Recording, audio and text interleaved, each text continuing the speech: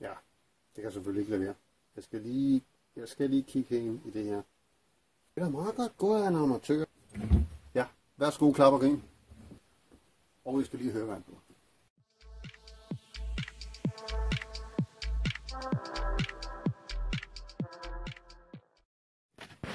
Dag og velkommen til. Jeg er kommet til at sige til hende, at jeg godt kunne kigge på hans motorsav.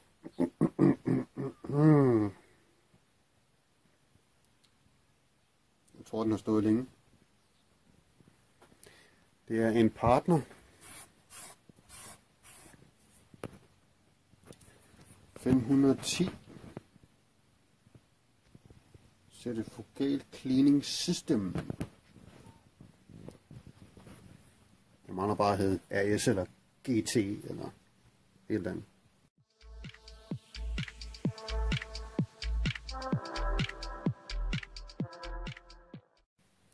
Nej, den har stået et stykke tid, den her. Der ser den faktisk meget godt ud. Sådan rigtig pænt. Men så havde jeg trak lige afskærmningen af. Så tænkte jeg, hold da op. Der er godt nok mange nullermænd dernede i. Så. Men der er lige lidt overfladerust på. Det skal jeg lige se, om I kan kurere. Om I kan få liv i den igen. Ja. Så jeg skal kontrollere om hvad var det han sagde, der skulle være gnist på.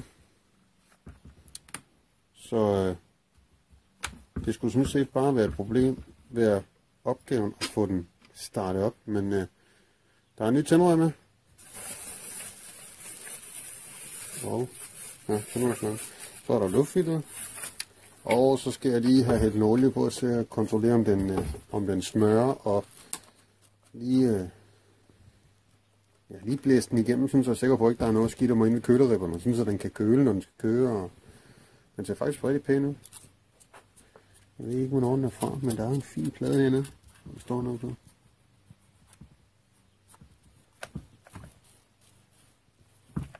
Der står et nummer.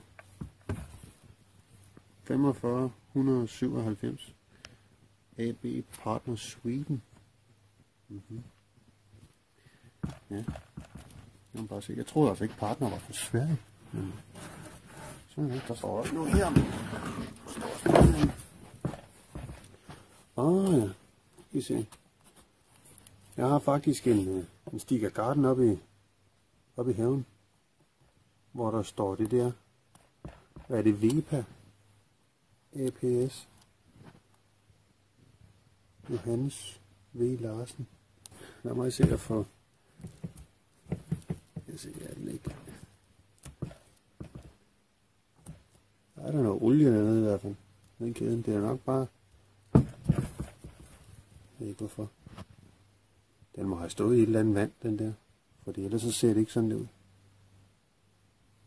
Den må have stået i vand til. Den må have stået i vand til heroppe. Lige heroppe et eller andet, det må løbe. Det ser også sådan ud herhen. Som om den har stået i vand hertil. Et eller andet sted. Nå. Det skulle da ikke være helt umuligt, fordi den kører der rundt, altså. Ja. Der er lige lidt. Og den skal så langt rundt, så den kan slippe. Sådan der. Ja. Nå, det skal jeg lige se på. Nå.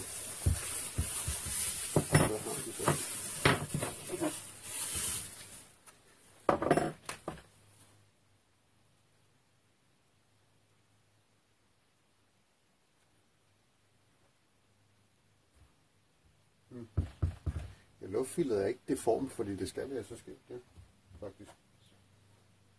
Og det passer på. Det skal være sådan skævt. Men fordi det er luftfilterkassen også. skal nok bare trykke på sådan der. Ja, når det er. Jeg ved om ikke der skulle være en, om det skulle have sådan en fin tynd olieoverflade. Nå. Fordi jeg ved fra krosmaskiner, for at de kan være så højdydende som overhovedet muligt, må der skal være så lidt modstand i luftindstrømningen i motoren på en crossmaskine for eksempel. Det her, det kan man godt lidt sammenligne med en crossmaskinemotor, for det er en meget lille motor med meget høj ydelse. Men der er crossmaskiner, de har næsten, et stykke af en skumgummimadras, som har en vis dybde. Altså i grove træk. Selvfølgelig er det et luftfilter, men det ligner i princippet en skumgummimadras med store huller igennem. Men filteret er oliebadet, så når luften gør sådan her igennem alle hullerne, så sætter alle partiklerne sig fast i olien. Dem, der skader motoren.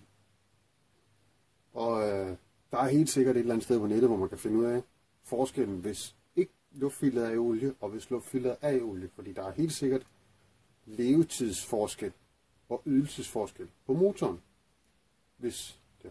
Men det her, det er så tæt, det her, så der skal sikkert ikke noget i. Det virker bare som om, at det er et filter i samme stil et eller andet sted. Altså der er lidt, det er et groft filter, men alligevel så virker det også ret fint. Nå. Det tror jeg faktisk ikke, det skal være olie i, men det kunne være. Ja. Det er jeg sikker på, for det er så fint i, man kan ikke kigge igennem. Nej, det er et til meget fine partikler, så det lader vi ligge. Så sætter det der derovre, og så er der det nye tænder. Så hold on.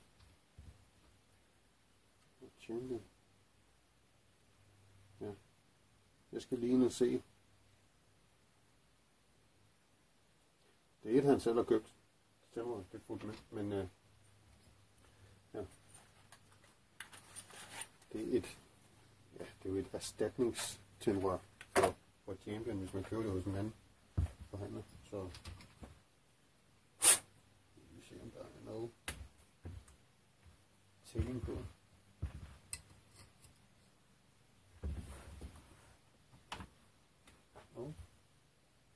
Sådan der. Jo, nu er det.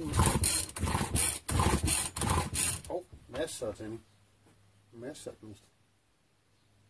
Så i betragtning af, at den ligger løst ovenpå, så hvad er den her til? Hvorfor ligger den der?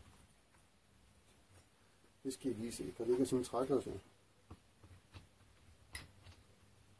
Det skal jeg lige have fundet ud af. Der ligger sådan en træklods her.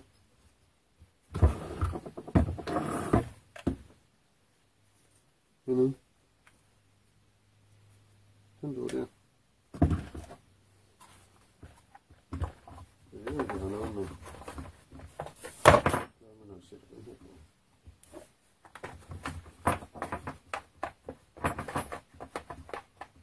Sådan er det.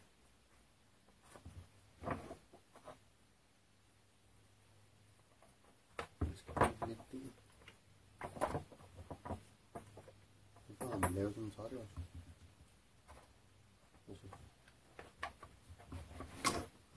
Hvorfor er det et uheld, den er kommet derned, eller hvad? Det tror jeg det ikke. Jeg tror det er et uheld, at den lige præcis passer i, den kan ligge dernede.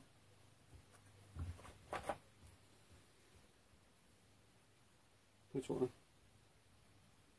Men omvendt, så kunne det et eller andet sted godt se ud, som om den har ligget der et stykke tid. Men jeg kan bare ikke lige se, hvorfor den skulle det, fordi det her plastik, det skal jo helt ned til at stå der. Altså, kan den da et eller andet sted, det kan den da ikke være det.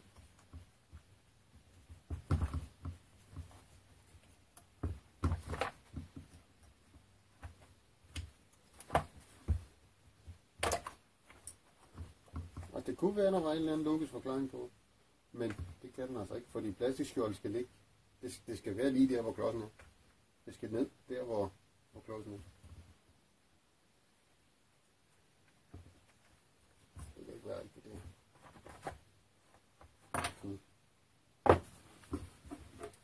Ja.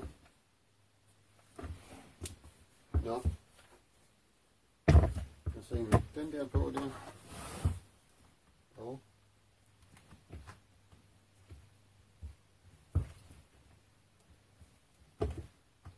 den der på der. Og så tager vi lige en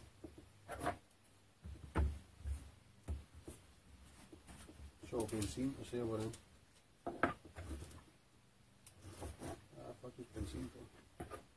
Og så med olie.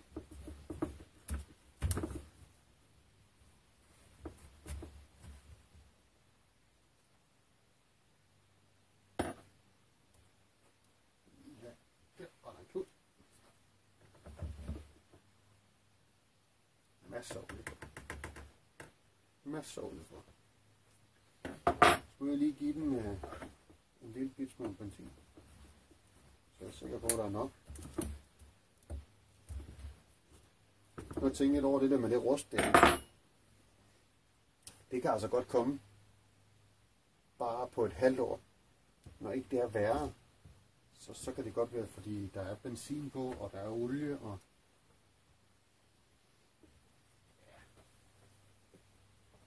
lidt.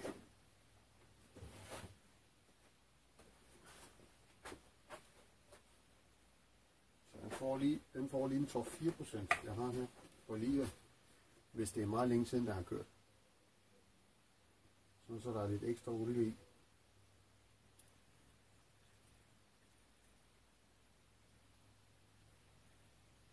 Jeg tror bare, jeg fylder den hele op, så det bliver blandet godt op. Det der er dernede. Det der er tilbage.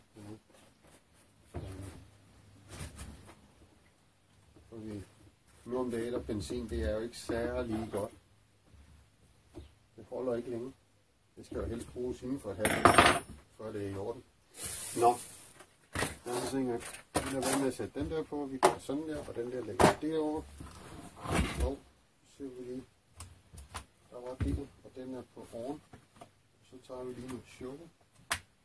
Den slår bare der. Kan vi få den der til at holde? Ikke. Det kan vi nok ikke. Sugar. Og skal jeg lige dreje det en lille smule, så kan vi se. Og så kan vi ikke se. Fordi så får vi se, om der er liv i den, eller om den er meget utæt for i olietilførsel. Den er faktisk pænt rent inde ved karoteren, sådan. Altså den har bare stået et sted, hvor der har været mange mælkebøtter. Og en masse støv, og jamen, ja, og så er den selvfølgelig olie forskellige steder, fordi den bliver brugt. Så den er bare almindelig brugt, sådan godt brugt, vil jeg sige. Nu tager vi lige, så kæden den kan køre rundt. Så vi skal lade være med det med kæden.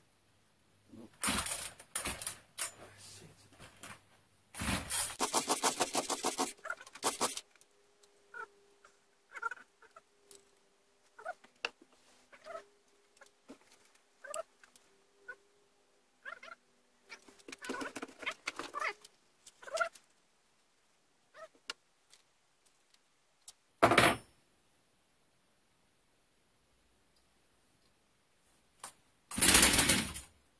Hold da.